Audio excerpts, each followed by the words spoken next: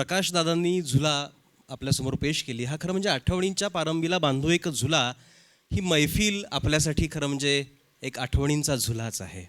कुसुमाग्रजांच्या जन्मदिनाच्या औचित्य साधत आपण ही मैफिल नाशिकमध्ये इथे करतो आहे आणि हा सगळा संदर्भ त्याला आहे. आणि यातून एकच संदेश आपल्याला जो द्यायचा आहे की मराठी कविता तितकीच सशक्त आहे, तितकीच सशक्त होती, तितकीच सशक्त राहील. कवी संमेलनाची आत्ताची जी मैफिल आहे ती मला वाटतं आता समारोपाच्या दिशेनं आता निघालेली आहे. समारोपाच्या मोजक्या काही कविता आपल्यासमोर आता पेश करण्यासाठी आता मी पुन्हा निमंत्रित करणार आहे भरत दौंडकर यांना. प्रत्येकाची एक एक कविता आपण ऐकूया आणि कवी संमेलनाचा या मैफिलीचा जो समारोप आहे तो अर्थातच आपल्यातले ज्येष्ठ कवी अरुण म्हात्रे यांच्या कवितेने आपण करणार आहोत. भरत दौंडकर. पुन्हा एक वेगळी कविता. वेगळी अशानं म्हणालो की असं म्हणतात की ज्यांचं कुणीच नसतं त्यांचा देव असतो. हे मला चुकीचं वाटतं. ज्यांचा कोणीच नसतो त्यांचा कवी असतो, साहित्यिक असतो, लेखक असतो, समाजसेवक असतो, देव नसतो. म्हणून माझी वासरू नावाची एक छोटी कविता मी तुमच्यासमोर म्हणतो.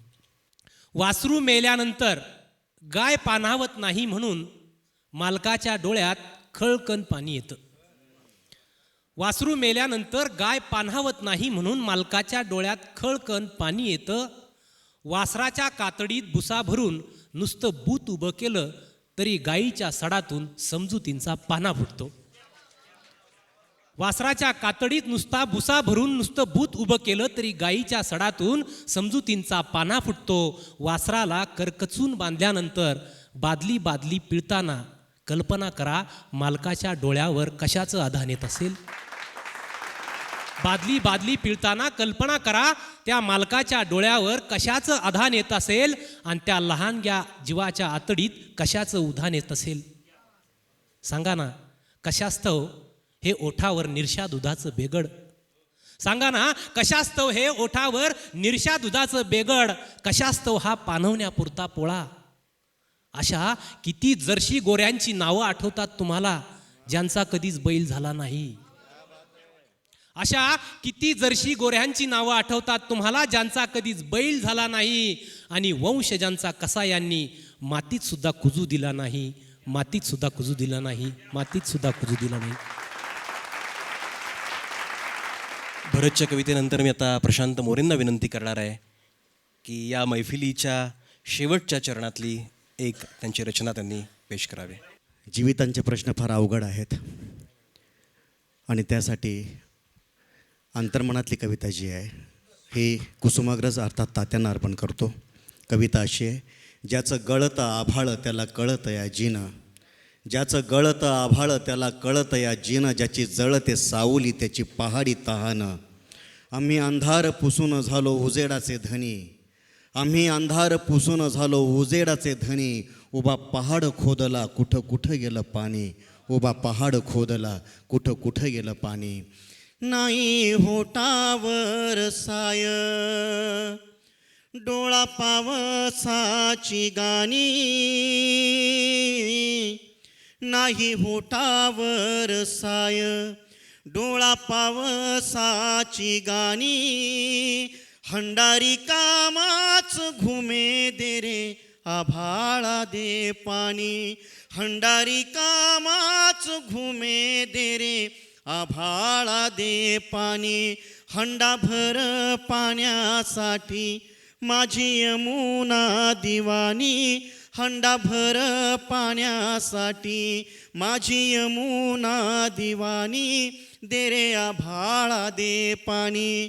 माझे वडील फायर ऑफिसर होते मालेगावला महानगरपालिकेमध्ये. ते फायर ऑफिसर आणि आई जी आहे ती 9वी नापास होती. आईचं नाव यमुना, पण वडील आईला यमुना कधीच म्हटले नाही. ते म्हणायचे MA.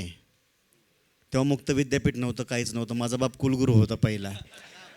आईला 9वी नापासायला एकदम MA करून टाकलं त्यांनी.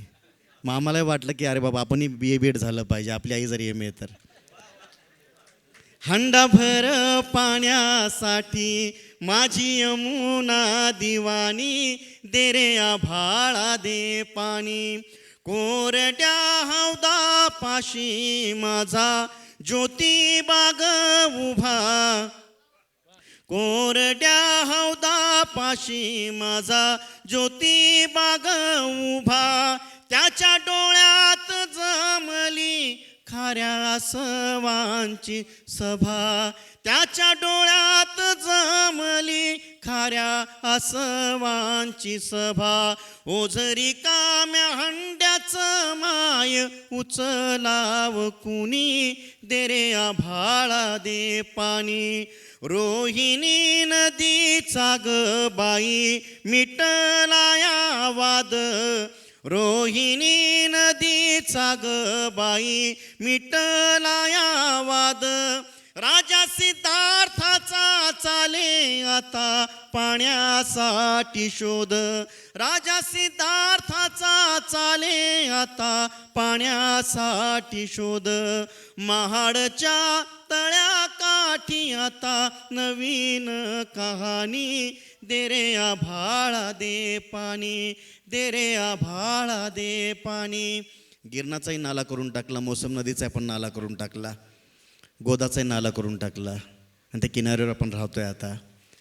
पूर्वीचं सगळं वातावरण बदलत चाललं आहे. कुठं गुडूप झाली या बाई उसळणारी लाट, कुठं गुडूप झाली या बाई उसळणारी लाट.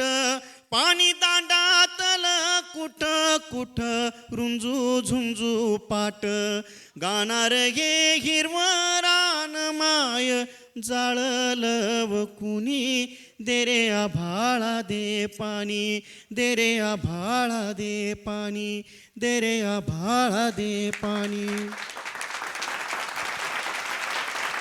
प्रशांतदादांची ही कविता ऐकत असताना कुठेतरी मावळमध्ये जो मध्यंतरी प्रकार घडला होता, पाण्यावरनं शेतकऱ्यांचं फार मोठं संघर्ष त्या ठिकाणी झाला, काही शेतकरी मारले गेले, हाच सगळा पाण्याचा संघर्ष जो आहे त्याचा धागा पुढे नेणारी एक कविता, छोटी कविता माझी मी आपल्यासमोर ठेवतो.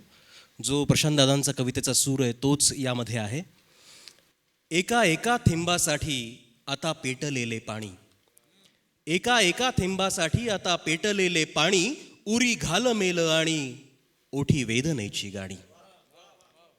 एका एका थेंबासाठी आता पेटलेले पाणी, उरी घाल मेल आणि ओठी वेदनेची गाणी. इथे तेलाचा तवंग पितो अथांग सागर, इथे तेलाचा तवंग पितो अथांग सागर. तिथे बळीराजा मुका त्याची रिकामी घागर. घोटभर पाण्यासाठी, घोटभर पाण्यासाठी घेती नरडीचा घोट, घोटभर पाण्यासाठी घेती नरडीचा घोट. असा जमाना आजचा खरा नाही पाणलोट, असा जमाना आजचा खरा नाही पाणलोट. आणि आता मी प्रभाकर साळेगावकरांना विनंती करणार आहे की त्यांनी या मैफिलीच्या शेवटच्या चरणातली त्यांची एक शेवटची कविता सादर करावी. मित्रो, मराठवाडी बोलीभाषेतली एक रचना आपल्यासमोर ठेवतो. याचं कारण असं आहे की या कवितेने मला कवी म्हणून ओळख दिलेली आहे 90च्या दशकात. लोक मला ओळखायचे नाही, म्हणायचे अरे हा आंधळावाला कवी आहे म्हणायचे. माझ्या स्टँडवर एक आंधळा बसायचा आणि तो असं एकतारी वाजवत बसायचा आणि त्याच्याकडे बघून मी लिहिलेली ही कविता आपल्या सगळ्यांसाठी. आंधळा. साहेब मला दिसत नाही, साहेब मला दिसत नाही, पर तुमचाच मला लागलाय पाय. साहेब मला दिसत नाही, पर तुमचाच मला लागलाय पाय. लात न हो, लात कोण म्हणतो होय माबाच्या पायाला. लात न हो, लात कोण म्हणतो होय माबाच्या पायाला. पर जरा मेहरबानी करा आणि लावा की हात खिशाला. पर जरा मेहरबानी करा आणि लावा की हात खिशाला. असं म्हणतात घंटी वाजली की गाडी लागते धकायला. असं म्हणतात घंटी वाजली की गाडी लागते धकायला. तसं ह्या भगुन्यात काही वाजलं म्हणजे माझं थांबल्याला काळीज लागतं हालायला. तसं ह्या भगुन्यात काही वाजलं म्हणजे माझं थांबल्याला काळीज लागतं हालायला. दिवसा लय बरं वाटतं इस्टँडात, दिवसा लय बरं वाटतं इस्टँडात. माणसं राहत्यात बोलत्यात, वेगळा वेगळा वाज बी येतो कंदी नाकाला माहीत नसलेला. वेगळा वेगळा वाज बी येतो कंदी नाकाला माहीत नसलेला. पण रातच्याला जरा वेळ मसन वाट्यागतच असतंय, पण रातच्याला जरा वेळ मसन वाट्यागतच असतंय. फकस्त आवाज येतो त्या येडीचा वा मारण्याचा आणि पिसाळलेली कुत्री इवळण्याचा. एक तारी सांभाळता सांभाळता डोळा लागत नाही डोळ्याला. एक तारी सांभाळता सांभाळता डोळा लागत नाही डोळ्याला. लई बोललो मी द्या की काहीतरी आंधळ्याला. लई बोललो मी, द्या की काहीतरी आंधळ्याला. साहेब तुम्ही ऐकत आहे नव, साहेब तुम्ही ऐकत आहे नव, हिथं कुणी कुणाचं ऐकतच नाही. पर ही एकतारी माझं आणि म्यातीचं गाणं नित्यामान ऐकत. पर ही एकतारी माझं आणि म्यातीचं गाणं नित्यामान ऐकतू. ताराला आणि जीवाला पीळ पडतू, सूर मात्र कोरडाच राहतो. ताराला आणि जीवाला पीळ पडतो, सूर मात्र कोरडाच राहतो. कैक गाड्या येत्यात जात्यात, आवाज सांगतो पाटी पडली लागली गाडी नव्या गावात चालली. आवाज सांगतो पाटी पडली लागली गाडी नव्या गावात चालली. पर माझ्या जिंदगीची पाटी कोरियन कायमच आहे. पर माझ्या जिंदगीची पाटी कोरियन कायमच आहे. बदलाय कोणाला येळच नाही.